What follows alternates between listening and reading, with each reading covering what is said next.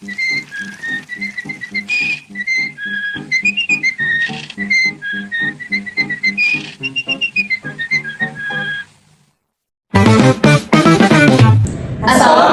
warahmatullahi wabarakatuh. Salam Om Swastiastu, Namo Buddhaya, salam kebajikan, salam sejahtera bagi kita semua. Perkenalkan, saya Aditya Maulana Ibrahim. Saya Dina Melinda. Saya Mariska Nurhana. Kita dari kelompok 5, kelas 05 SAKB 011. Video ini diperuntukkan untuk memenuhi tugas mata kuliah akuntansi keuangan lanjutan yang diampu oleh Ibu Sarina Zainudia, SEMAK. Untuk itu, mari kita simak videonya. Bye-bye. Pada materi pertama ada pencatatan penjualan angsuran. Laba kotor dan pendapatan tunai diakui secara proporsional. Hal tersebut dilakukan untuk meminimalisir terjadinya kerugian karena adanya kemungkinan pembatalan cicilan. Metode pencatatan penjualan angsuran atas barang tidak bergerak berbeda dengan metode pencatatan penjualan barang bergerak.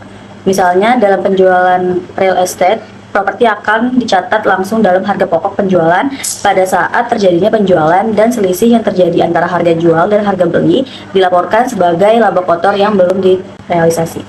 Sedangkan untuk penjualan barang bergerak, laba kotor tidak akan diperoleh jika penjualan tidak disetujui. Laba kotor yang belum direalisasi dihitung hanya pada akhir periode. Pada akhir periode sebelumnya, biaya produksi dihitung. Berikut adalah ilustrasi penjualan barang tidak bergerak. PT Mina merupakan perusahaan yang bergerak dalam bidang jual beli barang tidak bergerak.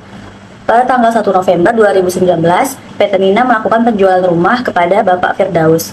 Nilai buku tersebut saat dijual yaitu 60 juta rupiah, sedangkan harga jualnya adalah 100 juta rupiah. Beberapa ketentuan yang diatur di dalam kontrak penjualan, khususnya yang berhubungan dengan syarat pembayaran, adalah sebagai berikut. Pembayaran pertama sebesar 20 juta rupiah, sisanya diangsur dengan pembayaran tiap 4 bulan masing-masing 8 juta rupiah. Bunga sebesar 14% per tahun untuk sisa pinjaman yang belum dibayar. Komisi dan biaya-biaya lain guna penjualan tersebut sejumlah 4 juta telah dibayar tunai oleh PT Mina. Berikut ini adalah jurnal yang dibuat oleh PT Mina.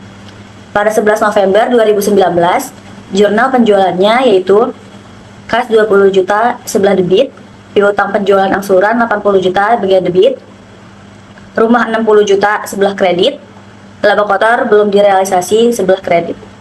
Selisih harga jual 100 juta dikurang nilai buku 60 juta. 31 Desember 2019. Penyesuaian bunga dan laba. Penyesuaian bunga.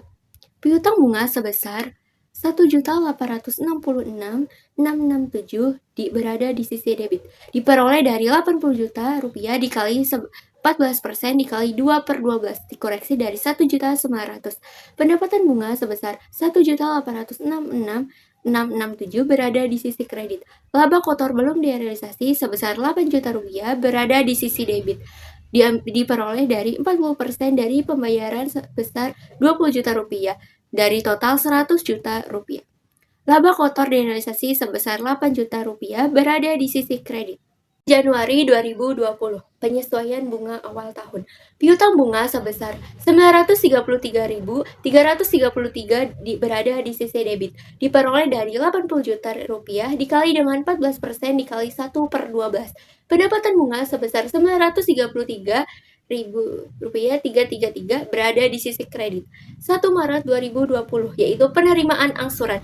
Kas sebesar 11.700.000 rupiah berada di sisi debit. Diperoleh dari angsuran sebesar 8 juta rupiah ditambah bunga sebesar 933.333 ditambah bunga sebelumnya sebesar 1.866.667. Piutang bunga sebesar 2.800.000 berada di sisi kredit. Diperoleh dari bunga yang diterima. Piutang penjualan angsuran sebesar 8.900.000 berada di sisi kredit. Diperoleh dari angsuran pokok. Laba kotor belum direalisasi sebesar 8 juta berada di sisi debit, diambil dari proporsional dengan pembayaran tambahan.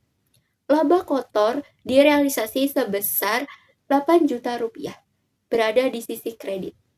1 Maret 2020, yaitu pembatalan dan kepemilikan kembali. Rumah sebesar 50 juta rupiah berada di sisi debit. Piutang penjualan angsuran sebesar 56 juta rupiah berada di sisi kredit. Rugi kepemilikan kembali sebesar 6 juta rupiah berada di sisi debit. Ilustrasi penjualan barang bergerak pendahuluan PT Roma 2017. Laporan posisi keuangan awal berisi kas sebesar 15 juta, persediaan sebesar 120 juta, dan lain-lain. Transaksi berisi penjualan tunai sebesar 40 juta, kredit sebesar 150 juta, angsuran sebesar 200 juta, harga pokok 150 juta. Untuk persentase laba, di tahun 2015 sebesar 15%, 2016 sebesar 20%, dan di 2017 sebesar 25%. Selanjutnya, saya akan menjelaskan mengenai jurnal penjualan. Pada bagian ini, dijelaskan bagaimana pencatatan transaksi penjualan dilakukan dalam akuntansi. Transaksi pertama, di akun debit ada kas sebesar 40 juta, piutang dagang sebesar 150 juta. Di akun kredit ada penjualan sebesar 190 juta. Perusahaan melakukan penjualan sebesar 190 juta, pembayaran diterima sebagian tunai sebesar 40 juta, dan sisanya dicatat sebagai piutang dagang sebesar 150 juta. Karena penjualan menambahkan pendapatan, akun penjualan dikredit. Transaksi kedua, di akun debit ada piutang penjualan angsuran sebesar 200 juta. Di akun kredit ada penjualan angsuran sebesar 200 juta. Pada transaksi ini, seluruh penjualan dilakukan secara angsuran.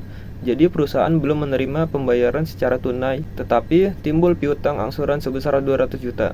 Penjualan dicatat sebagai pendapatan sehingga dikredit. Selanjutnya ada realisasi laba kotor. Bagian ini menunjukkan pengakuan laba kotor yang direalisasi dari penjualan angsuran berdasarkan pembayaran yang diterima setiap tahun. Di 2017, 25% dikali 80% sama dengan 20%. Di 2017, 25% dikali 80 juta hasilnya 20 juta. Di 2016, 20% dikali 40 juta hasilnya 9.400.000. Di 2015, 15% dikali 45 juta, hasilnya 6.750.000. Dalam penjualan angsuran, laba kotor tidak langsung diakui seluruhnya pada tahun saat penjualan terjadi. Laba kotor direalisasi secara bertahap sesuai dengan pembayaran yang diterima dari pelanggan. Total laba kotor direalisasi pada 2017 ada 36.150.000. Selanjutnya laporan posisi keuangan PT Roma 2017. Yang pertama ada aktiva atau aset. Aset adalah semua sumber daya yang dimiliki perusahaan, seperti kas yang sebesar 160 juta, piutang dagang sebesar 70 juta, piutang angsuran sebesar 120 juta, milik tahun 2017 dan sebelumnya, persediaan sebesar 240 juta. Aset menunjukkan total kekayaan perusahaan, baik yang berbentuk uang tunai, piutang pelanggan, maupun persediaan barang. Selanjutnya ada pasiva atau kewajiban dan ekuitas. Pasiva menunjukkan sumber pendanaan perusahaan, seperti utang dagang sebesar 324.650.000, laba kotor belum direalisasi sebesar 30 juta, dan tahun lainnya, modal saham sebesar 150 juta, laba bersih sebesar 41.535.000.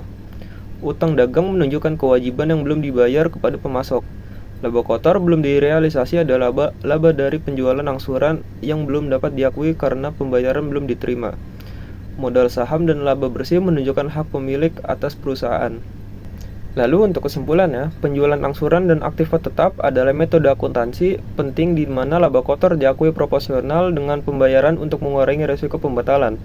Barang tidak bergerak, mencatat laba belum direalisasi langsung, sedangkan barang bergerak, menghitungnya di akhir periode berdasarkan persentase laba historis.